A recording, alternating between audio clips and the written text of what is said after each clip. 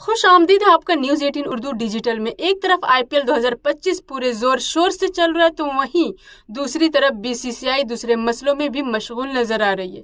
जिस मसले पर सबसे ज्यादा चर्चा हो रही है वो है सेंट्रल कॉन्ट्रैक्ट की। जी हाँ, कॉन्ट्रैक्ट में देरी ने काफी ध्यान खींचा। ये फिलहाल साफ नहीं है, लेकिन माना जा रहा है कि कॉन्ट्रैक्ट पर मुहर लगने से पहले खिलाड़ियों की फिटनेस की जांच के लिए योयो टेस्ट लिया गया, जिसमें बल्लेबाज ईशान किशन फेल हो गए। वहीं 23 साल के यशस्वी जायसवाल का भी स्कोर कुछ खास नहीं रहा।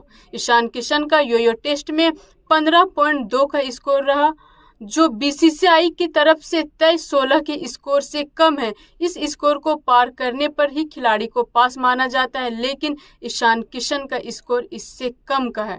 आपको बता दें कि ईशान किशन करीब 1.5 साल से टीम इंडिया से दूर है, जबकि सेंट्रल कॉन्ट्रैक्ट में भी पिछले साल उन्हें जगह नहीं मिली थी। इस खबर में फिलहाल इतना ही। मुझे इजाजत दीजिए और बाकी की खबरों के लिए न्यूज़ 18 उर्दू डिजिटल के साथ जुड़े रहिए।